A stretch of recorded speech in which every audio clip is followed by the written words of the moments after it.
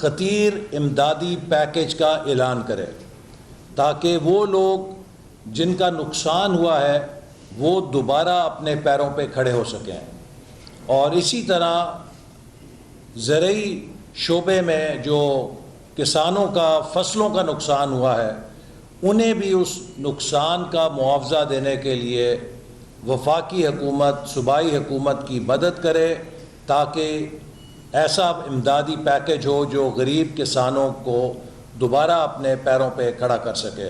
تو ہم حکومت سندھ کو، سندھ کے عوام کو اور کراچی کے عوام کو یہ یقین دلانے آئے ہیں کہ پورا ملک ان کے اس دکھ میں، ان کی اس تکلیف میں شریک ہے، اور ہم قومی سطح پر اپنی آواز یہاں کی تعمیر نو کی کوششوں کو تیز کرنے کے لیے بھرپور طریقے سے اٹھائیں گے۔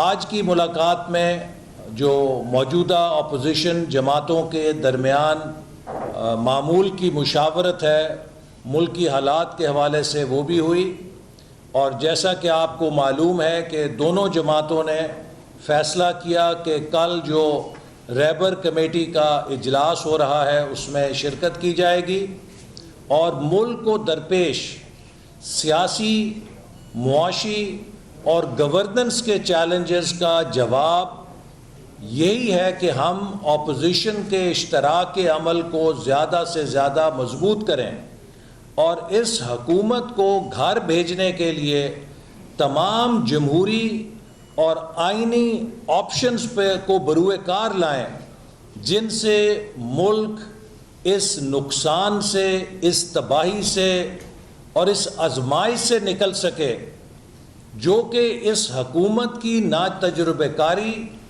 نا اہلی اور ناکامی سے پوری قوم کے لیے ایک عذاب بن چکی ہے۔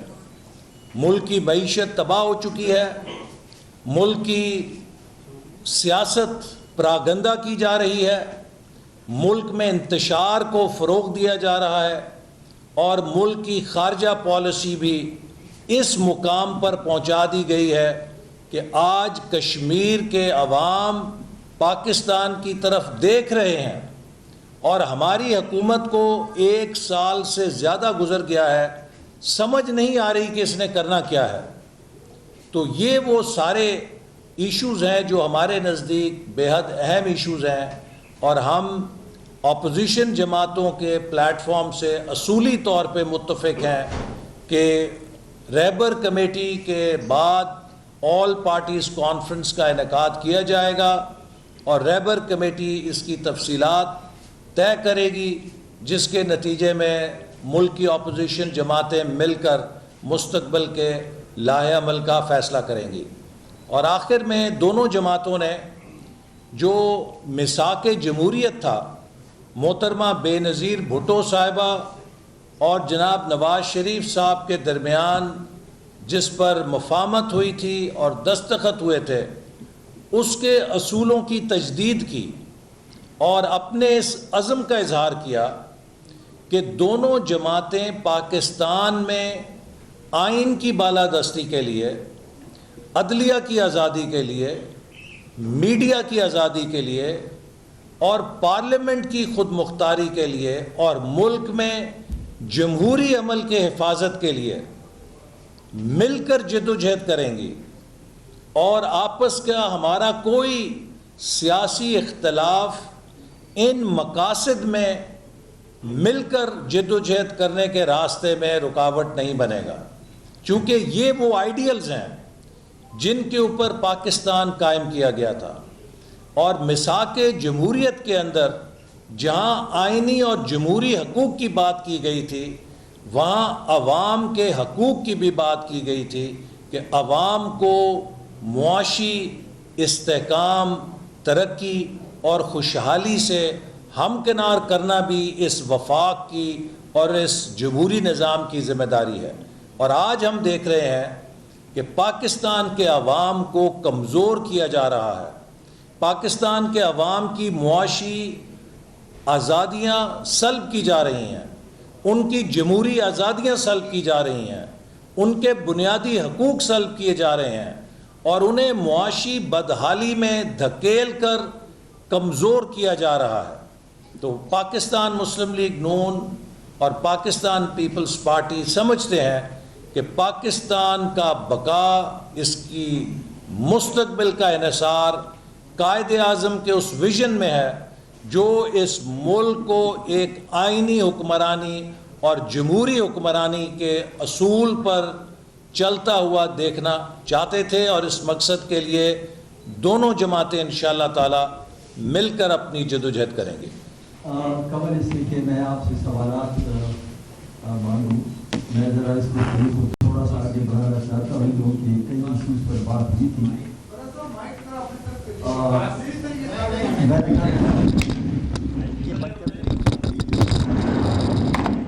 میں نے کہا قبل اس کے کہ ہم ذرا سوالات آپ سے انوائٹ کریں، تھوڑی دو باتیں کرنا چاہتا ہوں. ایک بات تو یہ تھی کہ کئی ایشوز پر آج بات ہوئی، اور اکاؤنٹیبلٹی جس طرح سے ہو رہی ہے، احتساب، اس کی ہم پہلے بھی بھرپور مذمت کرتے رہے ہیں کہ یہ احتساب نہیں ہے، انتقام ہے. جس طرح اب میاں نواز شریف صاحب کے خلاف جس طرح گھیرا تنگ کیا جا رہا ہے، اور ہم سمجھتے ہیں کہ اب تو بالکل یہ صاف واضح ہو گیا ہے کہ یہ جو احتساب ہے یک طرفہ ہے. کیونکہ گزشتہ دنوں اسپیشل اسسٹنٹ پرائم منسٹر کے بارے میں جو خبر چھپی، جو الزامات لگے ان پر، وہ اتنے سنگین ہیں کہ ان سے صرف نظر نہیں کیا جا سکتا.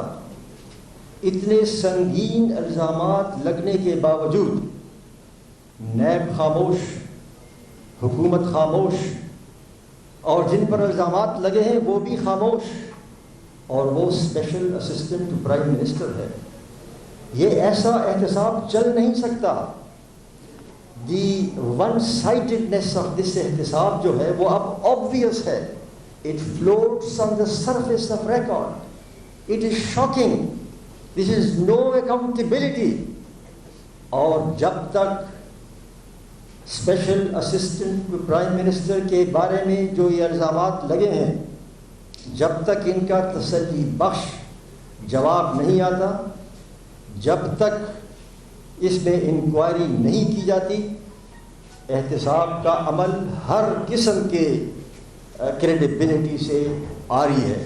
تو یہ بات میں آپ کے سامنے رکھنا چاہتا تھا کہ یہ مطالبہ کرتا ہوں کہ یہ جو واقعہ ہوا ہے، یہ جو خبر آئی ہے، اس میں اعلیٰ سطحی تحقیقات کی جائے.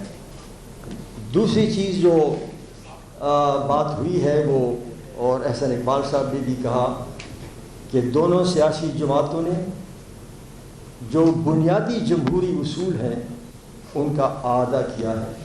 ہم ہر بار کہتے ہیں لیکن آج ایک بار پھر بھرپور اعادہ کیا ہے. فیڈرل پارلیمانی جمہوریت، پاکستان کا مستقبل فیڈرل پارلیمانی جمہوریت کے ساتھ منسلک ہے. اگر کسی طریقے سے بھی اس ڈھانچے کو، جس پر تمام صوبوں کا، تمام سیاسی جماعتوں کا اتفاق ہے، فیڈرل پارلیمانری اسٹرکچر، اگر اس کو ہلانے کی کوشش کی گئی تو یہ فیڈریشن کے لیے انتہائی خطرناک ہوگا. آج کل جیسے کہ آپ نے دیکھا ہوگا اور سنا ہوگا، ایک نئی آواز اٹھائی جا رہی ہے صدارتی نظام کی. اور اگر آپ کو یاد ہو تو صدارتی نظام کی بات اس وقت بھی ہوئی تھی جب پرویز مشرف کی کابینہ کے ایک انتہائی رکن نے اخبارات میں مضامین لکھے. یہ کون ہیں وہ لوگ جو صدارتی انتخابات، صدارتی نظام کا ڈول ڈال رہے ہیں؟ تو آج ہم نے یہ کہا ہے کہ بنیادی جمہوری اصولوں پر اعادہ کیا ہے. پارلیمان کی بالادستی اور تمام اداروں کو اپنے آئینی حدود کے اندر رہ کر کام کرنے کا. فائنلی ابھی احسن اقبال صاحب نے کہا کہ لاقانونیت ہے. آج 2 ستمبر ہے، 30 اگست کو لاپتہ افراد کا بین الاقوامی دن تھا. میں سمجھتا ہوں کہ لاپتہ افراد کا جو مسئلہ ہے یہ دن بدن سنگین ہوتا جا رہا ہے، اور یہ اس وقت سامنے آیا جب جنرل پرویز مشرف نے خود اپنی کتاب میں ان دا لائن آف فائر میں اس بات کا اعتراف کیا کہ ہم نے سینکڑوں لوگوں کو CIA کے سپرد کیا بغیر ڈیو پروسیس کے، اور اس کے بدلے میں ہم نے ملینز آف ڈالرز کمائے. اور جب ہم نے احتجاج کیا تو یہ جملہ ان کے اردو ایڈیشن جو کتاب تھی اس میں سے حذف کر دیا گیا. تو مطالبہ کرتا ہوں کہ اس میں تحقیقات کی جائے، لاپتہ افراد کو بازیاب کیا جائے. آپ سب کا شکریہ. اگر کوئی اور بات کرنا ہے تو آپ سوالات کریں. کامران جیو سے کامران بات کی محمد صاحب نے کہ صدارتی نظام پر، تو کیا اس ملاقات میں میاں شہباز شریف کی بھی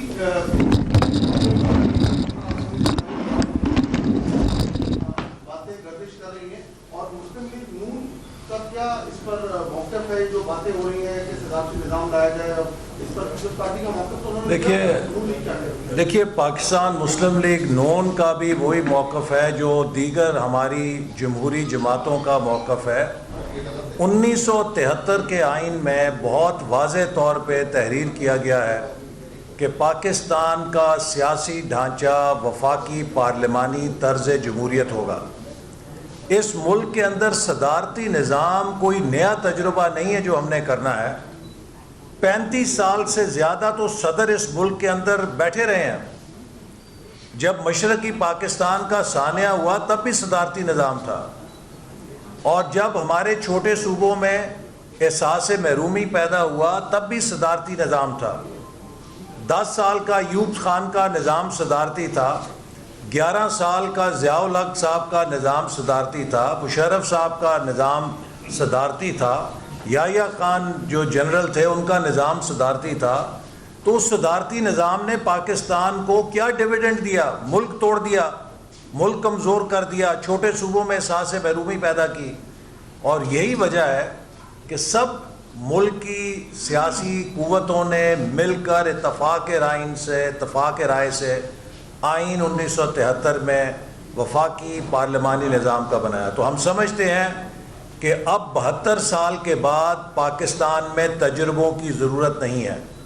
اگر اس ملک کو چلانا ہے، کامیاب کرنا ہے، تو اس کا ایک ہی راستہ ہے کہ 1973 کا آئین جو ہمارے قائد اعظم کے وشز کے مطابق ہے اسی پر آنکھیں بند کر کے عمل کیا جائے. وہی ایک راستہ ملک کو مضبوط کرنے کا.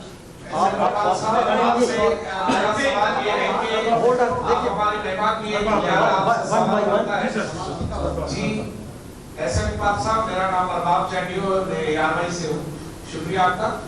یہاں پر کراچی میں جب برسات ہوتی ہے تو بڑا بحث بھی ہوتا ہے. بڑے بڑے لیڈران نام نہیں لیتا ہوں، سب کراچی کے لیے آتے بھی اور موجود بھی ہیں، کل بھی شاید آئے تھے بھی.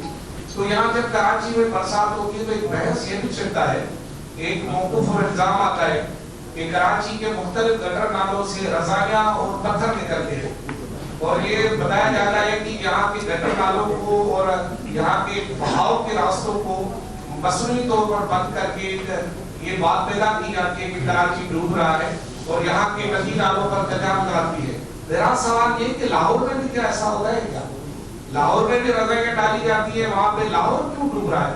کراچی کا تو خیر ہے، وہاں تک یہ کوئی ڈالتا ہے، وہاں بھی کوئی پتھر ڈال رہا ہے یا رزائیں ڈال رہا ہے؟ دیکھیے، جب بھی کسی بھی ملک کے اندر غیر معمولی رین فال ہوتی ہے تو اس کے نتیجے میں شہروں کے اندر فلڈنگ ہوتی ہے. کراچی میں 90 سال کا ریکارڈ ٹوٹا ہے. یقیناً جب اتنی غیر معمولی بارش ہوگی تو اس سے غیر معمولی تباہ کاری ہونا یہ ایک آفت کلیمٹی کے زمرے میں آ جاتا ہے. اور اسی لیے ہمارا یہ موقف ہے کہ اس موقع پر کہ جب لوگوں کا اتنا نقصان ہو چکا ہے، ایک قدرتی آفت کی وجہ سے نقصان ہوا ہے، ہم کسی بلیم گیم کی بجائے ایک ایسا حل تجویز کریں جس سے کراچی کو دوبارہ اپنے پیروں پہ کھڑا ہونے کا موقع ملے.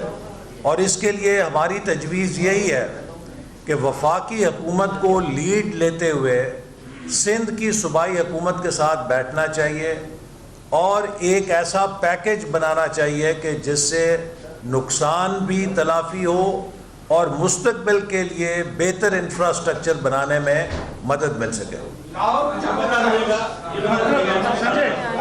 اکرم بول بتا رہے اکرم بولو کے حوالے سے جو قانون سازی ہو رہی تھی جو سینٹ نے مسترد کیا اس بل کو، اب اس بل کے حوالے سے جو وفاقی حکومت اپوزیشن کو جو ہے نا وہ گھیرے میں لے رہی ہے، اپوزیشن کا اس حوالے سے واضح کیا موقف ہے؟ اور دوسری بات یہ ہے کہ جس طرح ابھی پیپلز پارٹی کا ایک موقف آ گیا وزیر اعظم کے مشیر کے حوالے سے، نون لیگ کا اس حوالے سے کیا واضح موقف ہے؟ دیکھیے، جو آپ نے فیٹف کے حوالے سے قانون سازی پہ سوال کیا، یہ بات ہم واضح کر چکے ہیں کہ اپوزیشن نے اپنی قومی ذمہ داری پوری کرتے ہوئے فیٹف پہ جو قانون سازی ہے وہ قومی جذبے کے تحت کی ہے. اس کا سب سے بڑا ثبوت یہ ہے کہ وزیر خارجہ نے خط لکھ کر لیڈر آف اپوزیشن کا شکریہ ادا کیا ہے اور اپوزیشن کے کردار کو سراہا ہے. البتہ ہم نے اس قانون سازی کو نہیں ہونے دیا جو یہ حکومت فیٹف کا نام لے کر اس ملک پہ کالا قانون مسلط کرنا چاہتی تھی، جس میں اس حکومت کی کوشش تھی کہ نیب کے قانون کی طرح جس کو دل چاہے وہ 90 دن کے لیے یا 180 دن کے لیے دوبارہ اٹھا لے، اس کا کوئی ضمانت نہ ہو سکے اور اس کو کوئی انصاف نہ مل سکے. اپوزیشن کا موقف یہ ہے کہ جو بھی گرفتاری کی جانی چاہیے اس کے لیے حکومت ثبوت پیش کر کے عدالت سے اریسٹ وارنٹ حاصل کرے. نیب کے چیئرمین کو سیاہ سفید کا مالک نہیں بنایا جا سکتا کہ وہ حکومت کا جو بھی مخالف ہو اس کو پکڑ لے اور جو حکومت کی چھتری میں ہو اس سے آنکھیں بند کر لے. اور یہی ہمارا سوال ہے. کل آپ کو پتہ ہے کہ ہماری نائب صدر نے بھی اس پر بات کی، لیکن میں یہ بات پہلے بھی کہہ چکا ہوں کہ ہمیں یقین ہے کہ حکومت کے کسی عہدے دار کا کوئی احتساب نہیں ہو سکتا، چونکہ یہ حکومت احتساب پروف ہے. چینی کے نام پہ 300 ارب روپے کا ڈاکہ ڈالا گیا، چوری پکڑی گئی اور اپنے اہم حکومتی ممبر کو رات کے اندھیرے میں حکومت نے اپنی سرپرستی کے اندر ملک سے باہر فرار کرا دیا. آج تک پاکستان کی تاریخ میں نہیں ہوا کہ گندم کی فصل مارکیٹ میں آئی ہو اور 15 دنوں میں آٹا غائب ہو جائے. آٹا مافیا جس نے اس ملک کو، غریبوں کو دونوں ہاتھوں سے لوٹا، ان سے آنکھیں بند کر کے چشم پوشی کر لی گئی. کیوں؟ کہ وہ عمران خان کی حکومت کے ممبر ہیں. ادویات کا اسکینڈل جس میں دوائیوں کی قیمت 500-600 گنا سے 1200% تک بڑھائی گئی، اس اسکینڈل کے اندر وزیر کو برطرف کیا گیا، لیکن وہاں سے نکال کے پارٹی کا سیکرٹری جنرل لگا دیا. کسی نے اس سے سوال نہیں کیا کیونکہ وہ عمران خان کا پیارا ہے. پٹرول کے اوپر ایک رات میں 25 روپے لیٹر اضافہ کر کے تیل مافیا کو اربوں روپے کا فائدہ دیا گیا. کسی نے ان سے سوال نہیں کیا کہ یہ کیوں ہوا، چونکہ عمران خان کے پیارے ہیں.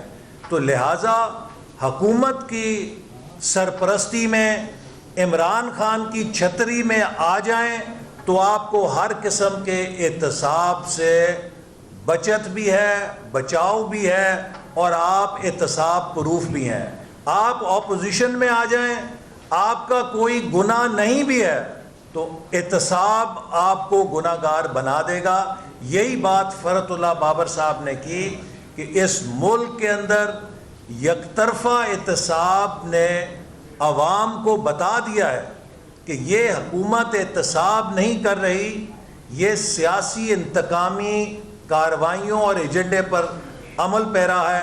جبکہ ہم کہتے ہیں کہ اگر اپوزیشن کا احتساب کرنا ہے تو حکومت کے ان تمام عہدیداروں کو بھی احتساب کے کٹہرے میں کھڑا کیا جائے جن کے ثبوت میڈیا میں سامنے آ چکے ہیں اور واضح دستاویزی ثبوت آ چکے ہیں کہ انہوں نے کرپشن کی ہے یا ناجائز اثاثے بنائے.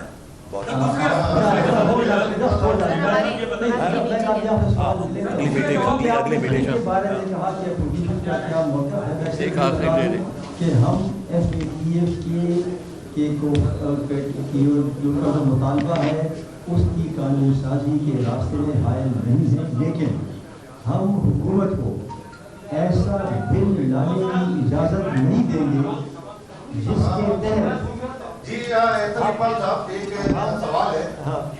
ہم میری بات سنیں، ہم حکومت کو جو بل حکومت لا رہی ہے وہ دراصل بل ہے لاپتہ افراد کو لیگلائز کرنے کا، کہ کسی کو اٹھا لو اور کوئی پتہ نہ چلے.